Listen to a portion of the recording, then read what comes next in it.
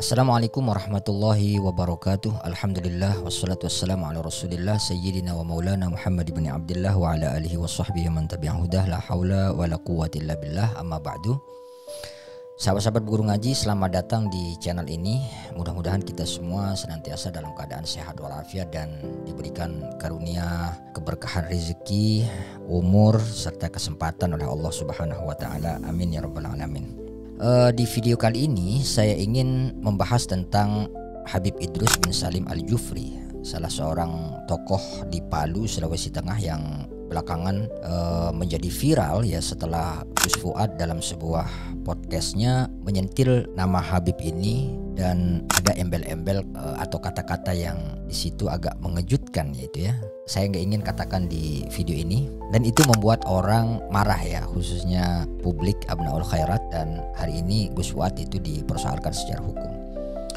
Tapi kali ini saya tidak ingin membahas terkait dengan polemik itu ya sahabat-sahabat. Saya justru tertarik untuk membahas Habib Idrus bin Salim Al-Jufri ini terkait dengan adanya sebuah klaim bahwa Habib Idrus inilah yang mengusulkan bendera merah putih sebagai bendera Republik Indonesia. Klaim sejarah ini sudah sering saya dengar, sebenarnya sudah lama saya dengar, dan memang tampaknya di kalangan para habaib ini sudah menjadi narasi kebanggaan gitu ya, karena ini direproduksi dari ceramah ke ceramah, dari panggung ke panggung gitu. Bahkan tokoh-tokoh mereka ya, yang cukup terkenal seperti Habib Rizik, kemudian Bahar bin Smith juga pernah bercerita terkait ini. Bahkan di salah satu video salah seorang habaib itu saya mendengarkan cerita ini dikaitkan dengan sejarahnya Kiai Hasyim Asy'ari. Saya juga belum menemukan itu sumbernya, tapi konon menurut habaib ini pada Muktamar NU yang ke 1937 di Malang itu Kiai Hasyim di dalam pidatonya itu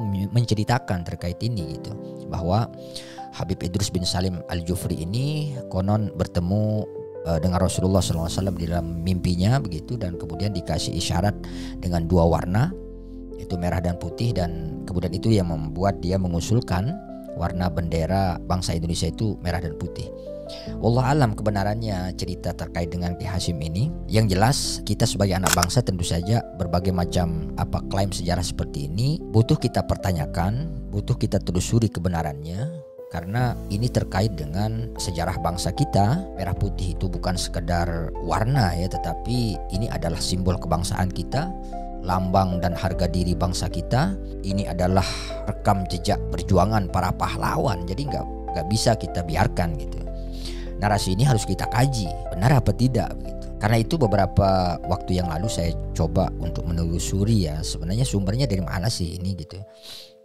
Apakah ada di dokumen-dokumen sejarah. Saya buka beberapa dokumen sejarah resmi seperti BPUPKI misalnya ya, sejarah diskusi para tokoh bangsa dari tanggal 29 Mei 1945 sampai 16 Juli 1945, yang dimana di situ juga dibahas terkait dengan lambang negara, terkait dengan bendera dan seterusnya ya, termasuk dasar-dasar negara. Saya juga membuka beberapa dokumen lain, misalnya kayak dokumen diskusi panitia persiapan kemerdekaan Indonesia atau yang kita kenal dengan PPKI ya. Sehari setelah proklamasi itu terjadi ya, 18-19 Agustus. Juga beberapa arsip lain seperti arsip Kongres Pemuda, termasuk juga catatan-catatan Insinyur Soekarno ya, presiden pertama kita. Tapi satupun saya tidak menemukan penyebutan nama Habib Idrus bin Salim Al-Jufri dalam konteks pengusulan bendera merah putih ini. Akhirnya saya menyimpulkan ya untuk sementara bahwa klaim ini diduga adalah klaim palsu ya, sama seperti klaim-klaim yang lain ya. Karena kita tahu kalangan habaib ini banyak mengklaim ya, termasuk lambang negara dan seterusnya, itu termasuk pahlawan-pahlawan kita itu banyak yang diklaim itu ya. Nah, cerita tentang Salim bin Idrus Al-Jufri ini yang mengusulkan bendera ini tidak memiliki bukti yang autentik, baik itu berupa misalnya notulen rapat atau surat-surat ataupun testimoni dari para tokoh kemerdekaan yang lain, itu nggak ada sama sekali. Sehingga saya meyakini ini adalah bagian dari narasi besar yang sengaja dibangun oleh para habaib ini untuk mengangkat bahwa kontribusi kalangan mereka itu begitu besar di dalam proses kemerdekaan gitu ya. Nah, beberapa waktu lalu ya, sekitar setahun yang lalu di awal-awal polemik nasab ini mencuat, ada diskusi nasab yang diadakan oleh Padasuka kalau nggak salah itu di UI Jakarta. Salah seorang peserta bertanya terkait hal ini ya, terkait dengan pembelokan-pembelokan sejarah ini kepada salah seorang yang menjadi pemateri, itu adalah sejarawan senior Anhar Gonggong ya. Penanya itu mempertanyakan sejumlah klaim ajaib ya, termasuk juga terkait dengan bendera merah putih ini. Tetapi waktu itu memang penanyanya bilang Habib Ali Kuitang ya, bukan Habib Idrus Al-Jufri ya. Lalu dijawab oleh Pak Anhar dengan sedikit agak sinis ya. Beliau mengatakan itu tidak benar, kata beliau, dan jangan menggunakan sesuatu yang penting bagi negeri kita itu ya, hanya untuk kepentingan kita dan kelompok kita gitu. Jawabannya Profesor Anhar Gonggong itu seperti itu. Nah, sahabat-sahabat, ada salah satu buku yang ditulis oleh Muhammad Yamin berjudul 6000 tahun Sang Merah Putih. Itu dikatakan di sana bahwa warna merah dan putih itu, bahkan benderanya itu pernah dikibarkan oleh Jayakatwang ketika pertempuran melawan Singosari itu. Itu terjadi tahun 1292. Berarti jauh sekali sebelum Indonesia ini ada gitu ya. Ini sudah diceritakan ini ya, sudah ada simbol-simbol itu, sudah ada. Bahkan di dalam buku itu juga diceritakan di negara Kertagama karangan Mpu Prapanca ya. Di sana disebutkan juga bahwa dalam upacara-upacara kebesaran kerajaan di masa-masa itu ya, masa Singosari kemudian berlanjut ke masa Majapahit, warna merah putih ini memang sudah digunakan sebagai lambang kebesaran kerajaan gitu, lambang kebesaran raja-raja di Nusantara. Ini artinya bahwa merah putih ini bukan hasil dari mimpi atau ya klaim sejarah yang macam-macam seperti tadi itu ya. Ini betul-betul dua warna ini adalah warna yang mengakar dalam sejarah perjalanan panjang bangsa kita itu. Jadi saya heran juga ya, Habib Idrus bin Salim Al-Jufri ini kan kita tahu memang beliau ini adalah seorang tokoh, kita harus akui itu. Jasanya dalam menyebarkan agama Islam di Palu dan sekitarnya itu luar biasa.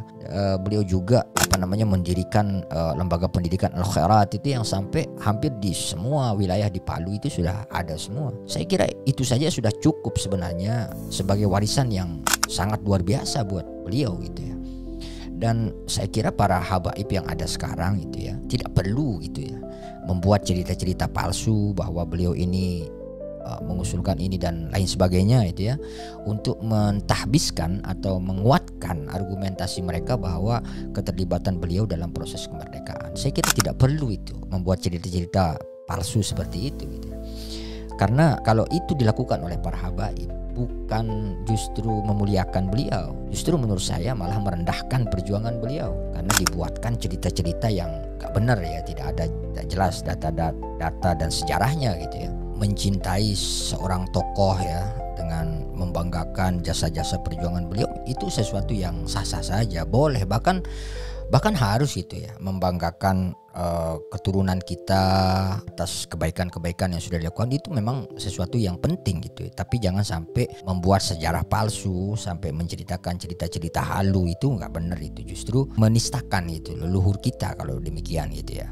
Jadi itu sahabat-sahabat ya, mari kita jaga sejarah kita bangun kejujuran di dalam berbangsa dan bernegara ini. Bukan hanya harus menghormati masa lalu, tapi juga kita butuh untuk menjaga masa depan, karena generasi kita di masa depan ini akan membaca sejarah yang salah kalau sejarah atau klaim-klaim seperti ini tidak dilakukan kajian, tidak ditelisik lebih jauh. Karena generasi kita hari ini tidak suka membaca gitu ya, lebih senang membaca WA, lebih senang membaca gadgetnya ya daripada membaca buku. Walaupun sekarang sudah sejarah-sejarah ini ya sudah banyak yang didigitalkan, dan hal-hal seperti ini harus kita terus gaungkan sahabat-sahabat ya. Mungkin hanya itu sahabat-sahabat, mudah-mudahan ada manfaatnya apa yang kita bahas. Kurang lebihnya mohon maaf. Wallahul muwaffiq ila aqwamit thoriq. Wassalamualaikum warahmatullahi wabarakatuh.